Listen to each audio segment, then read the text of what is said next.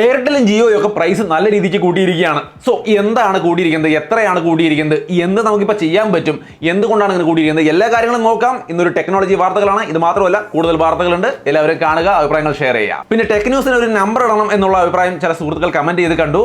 നമ്മൾ tech news തുടങ്ങിയിട്ട് 5-6 കൊല്ലമായി. ചാനൽ തുടങ്ങിയ കാലം തൊട്ട് ടെക് ന്യൂസ് ചെയ്ത് വരുന്നതാണ്. ഈ അടുത്ത കാലത്ത് ഇടുന്ന ആ ഒരു ഗ്യാപ്പ് കൂട്ടിയെന്ന് മാത്രമേ ഉള്ളൂ. എന്നാലും അതിനൊക്കെ പോയി അന്വേഷിച്ച് എണ്ണി പിടിച്ച് നമ്പർ ഇടുക എന്ന് പറയുന്നത് ഇത്തിരി മെനക്കേടാണ്. അതിൻ്റെ ഒന്നും ആവശ്യമില്ല. നമുക്ക് ടെക് ന്യൂസ് ഒന്ന് ഇട്ടാൽ മതിയല്ലോ. വാർത്ത അറിഞ്ഞാൽ പോലെ നമ്പറിലൊക്കെ എന്തിരിക്കുന്നു. സോ അപ്പോൾ നമുക്ക് ടെക് ന്യൂസിലേക്ക് കടക്കാം. ആദ്യത്തെ വാർത്ത എയർടെൽ ജിയോ ടീമിന്റെ കാര്യങ്ങൾ തന്നെയാണ്. 11% തൊട്ട് 25% വരെയാണ് ഈ രണ്ട് ടീമുകളും പ്രൈസ് കൂട്ടിയിരിക്കുന്നത്. ഏറെക്കുറെ ജിയോയുടെ പ്രൈസ് ഇൻക്രീസ് എത്രയാണെന്നുള്ളത് നിങ്ങൾക്ക് ഇവിടെ കാണാം. എന്തായാലും ഇവർ മാത്രമല്ല എയർടെല്ലും പ്രൈസ് കൂട്ടിയിട്ടുണ്ട്. അതിന്റെ ഡീറ്റെയിൽസ് സ്ക്രീനിൽ കാണാം. ഇവരും ഏറെക്കുറെ ഈ രീതിയിലൊക്കെ തന്നെയാണ് കൂട്ടിയിരിക്കുന്നത്. അപ്പോൾ ഇവർ രണ്ട് കൂട്ടരും ഒരുപോലെ തന്നെയാണ് ഏറെക്കുറെ പ്രൈസ് കൂട്ടിയിരിക്കുന്നത്. ഇനി ഇതിലെ 1-2 കാര്യങ്ങൾ ശ്രദ്ധിക്കാനുള്ളത് ഞാൻ പറയാം. 3-ാം തീയതി മുതലാണ് ഈ പ്രൈസ് ഹൈക്ക് നിലവിൽ വരുന്നത്. സോ അതിന് മുൻപ് തന്നെ നിങ്ങൾ റീചാർജ് ചെയ്യുകയാണെങ്കിൽ നിങ്ങൾക്ക് ഈ പഴയ റേറ്റിൽ തന്നെ റീചാർജ് ചെയ്യാൻ സാധിക്കും. അത് കഴിഞ്ഞിട്ടാണ് റീചാർജ് ചെയ്യുന്നതെങ്കിൽ തീർച്ചയായിട്ടും ഈ പറഞ്ഞ പ്രൈസുകൾ എഫക്റ്റീവ് ആവും. ഇനി അടുത്തൊരു പോയിന്റ് എന്താണെന്ന് വെച്ച് കഴിഞ്ഞാൽ ഇതുവരെ നമുക്ക് അൺലിമിറ്റഡ് 5G കിട്ടുന്ന ഒരു സൗകര്യം നമുക്ക് എല്ലാവർക്കും ഉണ്ടായിരുന്നു. 5G സിഗ്നലിലൂടെ ചെന്ന് നമ്മൾ ഡാറ്റ ഉപയോഗിക്കുമ്പോൾ അൺലിമിറ്റഡ് 5G ആണ് കിട്ടുക. അത് എത്ര വേണമെങ്കിലും ഉപയോഗിക്കാം. പക്ഷേ ഇനി അങ്ങോട്ടൊരു പ്രശ്നമുണ്ട്. സാധാരണ റീചാർജുകൾ ചെയ്യുന്നവർക്ക് ഈ പറഞ്ഞ അൺലിമിറ്റഡ് 5G കിട്ടില്ല. 2 GB പെർ ഡേ എന്ന പ്ലാൻ അല്ലെങ്കിൽ അതിനേക്കാൾ കൂടിയ ഡാറ്റ 2.5 അല്ലെങ്കിൽ 3 GB പെർ ഡേ പ്ലാനോ അങ്ങനെ ഏതെങ്കിലും കൂടിയ പ്ലാനുകൾ എടുക്കുന്നവർക്ക് മാത്രമായിരിക്കും ഈ അൺലിമിറ്റഡ് 5G കിട്ടുക. അതേപോലെ തന്നെ എയർടെലിന്റെ ഒഫീഷ്യൽ സ്റ്റേറ്റ്മെന്റ് ആണ് ഈ കാണുന്നത്. അതിലും കൃത്യമായിട്ട് അവർ മാർക്ക് ചെയ്തിട്ടുണ്ട്. 2 GB പെർ ഡേ പ്ലാനോ അല്ലെങ്കിൽ അതിൽ കൂടുതലോ ചെയ്യുന്നവർക്ക് മാത്രമാണ് അൺലിമിറ്റഡ് 5G. സോ ഈ രണ്ട് കൂട്ടരും വരുത്തിയിരിക്കുന്ന മാറ്റങ്ങൾ പക്ക സെയിം ആണ്. ഇനി ഒരു ഡൗട്ട് വരാൻ സാധ്യതയുള്ളൂ. 3-ാം തീയതിക്ക് മുൻപ് നമ്മൾ റീചാർജ് ചെയ്യുകയാണെങ്കിൽ 2 GB പെർ ഡേ എന്നുള്ളത് ചെയ്യാണ് നമ്മൾ 1.5 GB പെർ ഡേ ചെയ്തു. 3-ാം തീയതി കഴിയുമ്പോൾ നമുക്ക് അൺലിമിറ്റഡ് 5G കിട്ടുമോ? ശരിക്കും 3-ാം തീയതി കഴിഞ്ഞാൽ 2 GB പെർ ഡേ എന്നതിന് മുകളിലുള്ളവർക്കല്ലേ ഈ ഒരു ഓഫർ കിട്ടുള്ളൂ, അൺലിമിറ്റഡ് 5G. അതിന് മുമ്പ് നമ്മൾ 1.5 GB ആണ് ചെയ്തിരിക്കുന്നതെങ്കിൽ അൺലിമിറ്റഡ് 5G കിട്ടുമോ? തീർച്ചയായിട്ടും കിട്ടുമെന്നാണ് അറിയാൻ കഴിഞ്ഞത്. ഞാൻ നേരിട്ട് ചോദിച്ചിട്ട് അവർ എനിക്ക് ക്ലാരിറ്റി തന്നില്ല. ബട്ട് ട്വിറ്ററിലും മറ്റൊക്കെ ഷെയർ ആയി വരുന്ന ഡീറ്റെയിൽസ് നിന്ന് മനസ്സിലാവുന്നത്. പിന്നെ ഒരു കാര്യം കൂടിയുണ്ട്. നമ്മൾ ഓൾറെഡി ഇപ്പോൾ റീചാർജ് ചെയ്തിരിക്കുമ്പോൾ ഞാനൊക്കെ അടുത്ത മാസം വരെ റീചാർജ് ചെയ്തിട്ടുണ്ട് എൻ്റെ ജിയോ. അപ്പോൾ അത് അടുത്ത മാസമേ കഴിയുള്ളൂ. അടുത്ത റീചാർജ് വേണമെങ്കിൽ എനിക്ക് ഇപ്പോഴേ ചെയ്ത് വെക്കാം. അങ്ങനെ ചെയ്തു വെച്ചാൽ അടുത്ത ആ മാസം ഒരു 20-ാം തീയതി കഴിഞ്ഞിട്ട് എൻ്റെ അടുത്ത നെക്സ്റ്റ് പ്ലാൻ ആക്ടിവേറ്റ് ആകുമ്പോൾ അതിൽ ഈ പറഞ്ഞ അൺലിമിറ്റഡ് 5G കിട്ടുമോ എന്ന് ചോദിച്ചാൽ കിട്ടും എന്ന രീതിയിൽ തന്നെയാണ് ജിയോയിൽ നിന്നുമുള്ള അപ്ഡേറ്റ് പല ആൾക്കാർക്കും അവർ കൊടുത്തിരിക്കുന്ന റിപ്ലൈയിൽ നിന്നും മനസ്സിലാവുന്നത്. എന്തായാലും നിങ്ങൾ വേണമെങ്കിൽ ഒന്നുകൂടി ഒന്ന് കോൾ ചെയ്ത് നിങ്ങളുടെ ജിയോ അല്ലെങ്കിൽ എയർടെൽ ആണെങ്കിൽ അവരുടെ കസ്റ്റമർ കെയറിൽ വിളിച്ചിട്ടൊന്ന് ചോദിച്ചോളൂ. ഈ 2 GB പെർ ഡേ ചെയ്യുകയാണെങ്കിൽ വിഷയം വരുന്നില്ല. 1.5 GB പെർ ഡേ അങ്ങനെയുള്ള സംഭവങ്ങൾ ചെയ്യുന്നവർക്കാണ് ഈ ഒരു കൺഫ്യൂഷൻ വരിക.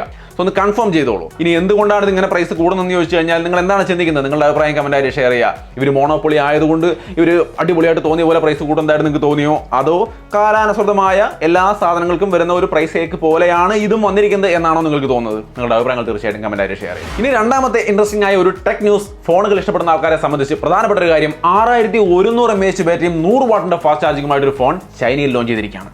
ബാറ്ററി കാലങ്ങളായിട്ട് ഫോണുകൾ പലത് ലോഞ്ച് ചെയ്തതിനും ബാറ്ററിയിൽ വലിയ കാര്യമായ മാറ്റം വരുന്നില്ല. ബട്ട് ഈ OnePlus Ace 3 Pro എന്ന ഫോൺ ചൈനയിൽ ലോഞ്ച് ചെയ്തിരിക്കുന്നത് ഇത്രയും വലിയൊരു ബാറ്ററി വെച്ചുകൊണ്ടാണ്. അപ്പോൾ ബാറ്ററി ആൻഡ് ചാർജിംഗ് എന്ന് പറയുന്നത് 2 ദിവസത്തെ വരെ ബാറ്ററി ലൈഫ് കിട്ടുന്ന ഒരു ലെവലിലേക്ക് കാര്യങ്ങൾ മാറുകയാണ്.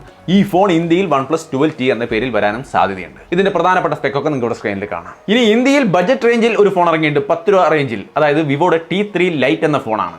വിവോയുടെ നല്ല വാല്യൂ ഫോർ മണി ഫോണുകളാണ് ഈ T സീരീസ് എന്ന് പറയുന്നത്. മറ്റേ ഓഫ്ലൈൻ ഷോപ്പിൽ നിന്ന് വാങ്ങിക്കുന്ന ഫോണുകൾ വില കൂടുതലാണെന്ന് ചിന്തിക്കുന്ന ആൾക്കാർക്ക് വേണ്ടിയിട്ടാണ് വിവോ ഇത് ഇറക്കിയിരിക്കുന്നത്. T3 Lite 10,000 രൂപ കിട്ടാവുന്ന വിവോയുടെ എന്നല്ല ആ റേഞ്ച് വരുന്ന ബെസ്റ്റ് ഫോണുകൾ ഒരെണ്ണം തന്നെയായിരിക്കും T3 Lite. തീർച്ചയായിട്ടും പരിഗണിക്കാം. നല്ല സർവീസ് ഉണ്ടല്ലോ. പക്ഷേ ഒരു കാര്യമുണ്ട്, iQന്റെ C9 Lite കൂടി വരുന്നുണ്ട്. അതും ഈ 10 രൂപ റേഞ്ചിൽ തന്നെയായിരിക്കും എന്നാണ്. സോ 10,000 രൂപ റേഞ്ചിൽ നല്ല ഫോണുകൾ ലോഞ്ച് ആവുന്നുണ്ട്. തിരക്ക് പിടിച്ചാലും 10,000 രൂപ റേഞ്ചിൽ പോയിട്ട് ഒരു ഫോൺ എടുക്കല്ലേ. ഈ C9 Lite ഒക്കെ ഒന്ന് ലോഞ്ച് ആയിക്കോട്ടെ. C9 Lite ഇവിടെ വന്ന് ഇരിപ്പുണ്ട്. അതിന്റെ ഷോർട്ടും റീലൊക്കെ ഞാൻ ഷെയർ ചെയ്യാം. കണ്ടു നോക്കിയിട്ട് താല്പര്യമാവുമോ എന്നുള്ളത് ചെക്ക് ചെയ്യാം. ഇനി അടുത്തൊരു വാർത്തയാണ്, Pixel 9 ലോഞ്ച് ചെയ്യാൻ പോവാണ് 13-ാം തീയതി ഓഗസ്റ്റ്. ഇതിന്റെ പോസ്റ്റ് ഞാൻ ഷെയർ ചെയ്തപ്പോൾ, ഇതിന്റെ ഒരു ഇമേജുകൾ നമ്മുടെ കമ്മ്യൂണിറ്റി പോസ്റ്റിൽ ഷെയർ ചെയ്തപ്പോൾ ഒരുപാട് സുഹൃത്തുക്കളുടെ കമന്റുകൾ കണ്ടിട്ടുണ്ടായിരുന്നു.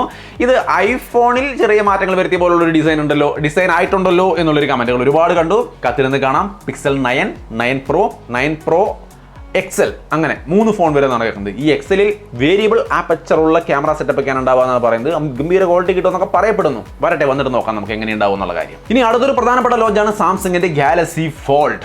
ഈ ഒരു ഫോൾഡ്, ഫ്ലിപ്പ്, അതേപോലെ ഗാലക്സി വാച്ച്, ബഡ്സ് ഇതൊക്കെ ലോഞ്ച് ചെയ്യുന്നുണ്ട്. 10-ാം തീയതിയാണ് ലോഞ്ച്. പ്രൊഡക്റ്റുകൾ ഗംഭീരമാവും എന്നുള്ള കാര്യത്തിൽ എനിക്ക് യാതൊരു ഡൗട്ടും ഇല്ല. ഗംഭീര പ്രൊഡക്റ്റുകളാണ് ലോഞ്ച് ചെയ്യാൻ പോകുന്നത്. പിന്നെ CMF ഫോൺ 1 ലോഞ്ച് ചെയ്യാൻ പോകുന്നുണ്ട്. വ്യത്യസ്തമായ ഒരു ഫോൺ നോക്കുന്ന ആൾക്കാരെ സംബന്ധിച്ച് 8-ാം തീയതി ഫോൺ ലോഞ്ച് ചെയ്യും. സ്ക്രൂ ഡ്രൈവറും റൊട്ടേറ്റിംഗ് ബട്ടണും ഒക്കെ ആയിട്ട് വ്യത്യസ്തമായ ഒരു സംഭവം. Dimensity 7300 processor. അങ്ങനെ അത്യാവശ്യം നല്ലൊരു ഫോണായിട്ടാണ് നത്തിങ്ങിന്റെ CMF ഫോൺ 1 ലോഞ്ച് ചെയ്യാൻ പോകുന്നത്. 8-ാം തീയതി ഡേറ്റ് മാർക്ക് ചെയ്തോളൂ. പിന്നെ ലാസ്റ്റ് ബട്ട് നോട്ട് ലീസ്റ്റ്, മോട്ടോയുടെ Razr 50 Ultra ലോഞ്ച് ചെയ്യുന്നുണ്ട്. 4-ാം തീയതിയാണ് ഡേറ്റ്. ഫ്ലിപ്പ് ഫോണുകൾ കുറച്ചും കൂടിയും അഫോർഡബിൾ ആയ റേഞ്ചിൽ വേണമെന്ന് ആഗ്രഹിക്കുന്നവർക്ക് തീർച്ചയായിട്ടും ഈ ഒരു ഫോണിന് വേണ്ടി കാത്തിരിക്കാം. 8s Gen 3 പ്രോസസറും വലിയ കവർ ഡിസ്പ്ലേ ഒക്കെ ആയിട്ട്